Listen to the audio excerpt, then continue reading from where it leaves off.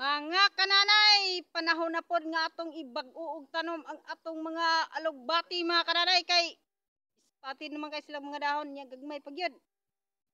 Kung ato ni silang ibag-o mga kananay, ang galay ra nila atong itanom o inana o gikuha ni Mister mao na siya. Kay og kani ang gamiton, mas nindot man kay long life ni siya pero kaning ni ana lang kay para dali ra ta maka-harvest 28 days makasugod na ta og harvest kay kung kani o magpatubo pa man tani nga seeds. Pero mas nindot yun ni siya kay dagko kayo. Ni siya og dahon kaning niya gagmay ra pero para ra man gud ni pang multi-cropping na to ning niyang alugbati kay ato apon ning tamnan sila okra kining araw. Ipauna na to ni para maka santang magpaabot sa okra na pud tay ma-harvest. Nga na ramong pamaagi dire kay para maka sapar sa mga konsumo.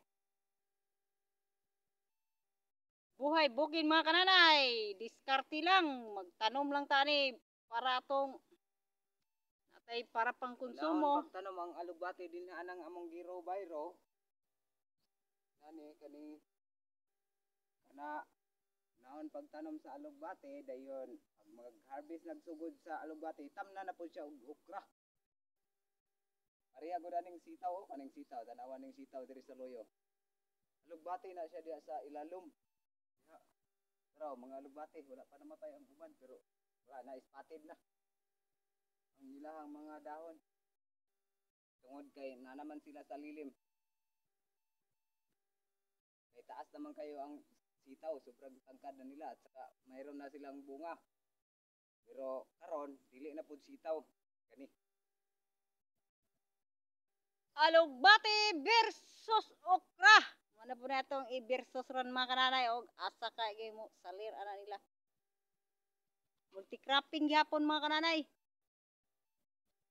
Basta magkugira na ara ang kwarta pero magsigira tag suroy-suroy wa gid tay makwarta. Labi na ning pagpananom og gulay kung kugihan ra jud ka narang kwarta diri sa Pilipinas oy. Dinamistel nga moabroad pa ta.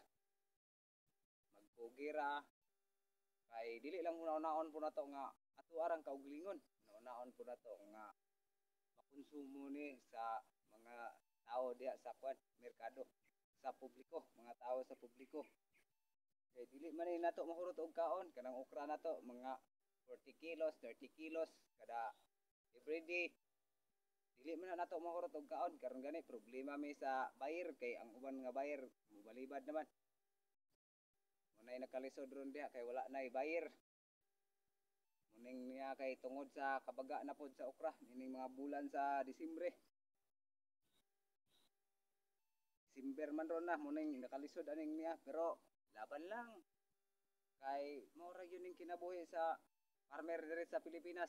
Kung naa ka sa ilalom, ipailalom jud kag samot, wa gyud kay pagpataas kay dili man ka makit-an pod sa mga dagkong mga farmers.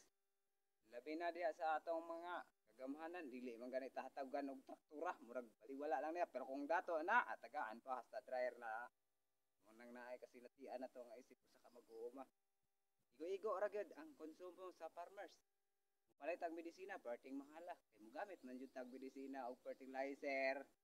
Dili man ni mamkuan ilabi na sa seeds, kining atong mga paghago diri dili basta-basta dili lalim. Kay murag usahay makuyapan na ganita. Ingon na namong mga trabaho diri ni kananay. Kaming duha diri ang tinabangay sa pag-uma. Wala mo na mo ingon nga pan nga dili ta mag-uma kun dili gi-inspired mo na mo nga nakaya man gay namong duha unsa pa ka ninyo nga daghan mo ug ilabi na gyud may kapital pa gyud mo mas makaya gyud na ninyo manang go farm para dili ato para sa kadaghanan. Thank you for watching. Bye-bye and God bless.